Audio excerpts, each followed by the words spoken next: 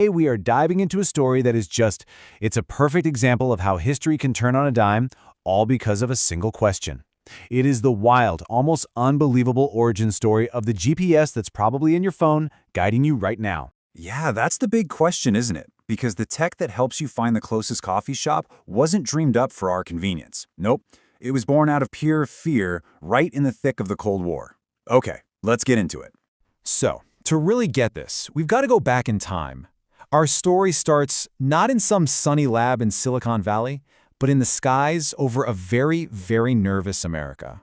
The year is 1957, and the whole world is basically holding its breath. October 4th, 1957. The Soviet Union launches Sputnik 1. It's this polished metal sphere, about the size of a beach ball. But what it represented was huge.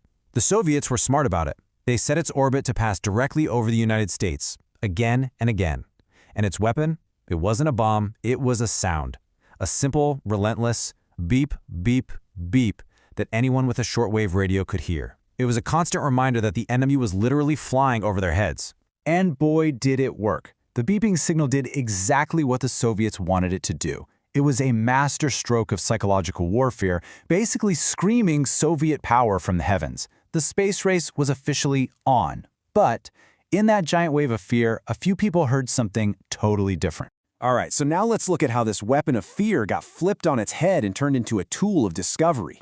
Because while most of America was looking up at the sky in total dread, a couple of physicists were leaning into their radios, completely fascinated. Over at the Applied Physics Lab at Johns Hopkins University, two guys, William Geyer and George Waifenbach, heard that beep, beep, beep, and they didn't feel panic. They heard a puzzle. To them, this big, scary Soviet threat was actually broadcasting its own secrets for free. It was like a self-incriminating flaw. And the key to the whole thing was a principle you absolutely know. You know when an ambulance goes by and the siren sounds like nee-ya? That change in pitch? That's the Doppler effect. As Sputnik got closer, the frequency of its beep went up. As it flew away, the frequency went down. Geer and Waifenbach realized they could use that subtle shift to calculate Sputnik's exact speed and map its orbit perfectly. It was an amazing piece of reverse engineering. So they bring their findings to their boss, Frank McClure. And this is the moment where everything pivots. McClure doesn't just pat them on the back. He immediately sees the inverse. He asks the single most important question in this whole story. If we can find the satellite from the ground, can we use the satellite to find our position on the ground? The two physicists said, yeah, we can. And right there, in that moment, the entire concept of GPS was born. And the answer to that one question just unleashed a tidal wave of innovation. I mean, the speed here is just incredible. It took only 3 years to go from that question to a working system. By 1960, the U.S. Navy had Transit, a 5-satellite system, the direct ancestor, the granddaddy of the GPS in your phone. It was used to give their nuclear subs a precise location anywhere on the planet. Now for Section 3, the engineer versus the state.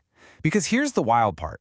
While all this innovation was exploding in America, on the other side of the world, inside the very same program that launched Sputnik, another brilliant engineer was having the exact same idea. A young Soviet communications engineer, who we'll just call Leonid, was a key part of the Sputnik project. And while all his colleagues were celebrating this huge propaganda win, he started to feel this pit in his stomach. He knew the beep was a simple, unsecured signal, and he realized it could be used against them. He had the same brilliant insight the Americans did. But this is where the two stories just completely split. In the United States, a scientific insight leads to a revolutionary question, which then unleashes a wave of innovation. But in the Soviet Union, that same insight is delivered as a warning, and it's just completely dismissed. So Leonid goes privately to his mentor, a senior official, and lays it all out. He explains that the Americans could almost certainly track their satellite using this signal. But his mentor just shuts him down. He says the beep isn't a technical signal, it's a political statement. To admit it had a defect, to admit the Americans were smart enough to figure it out, was just politically impossible. And you can see the trap Leonid was in, right? His job wasn't just to be a great engineer. His primary job was to be politically correct.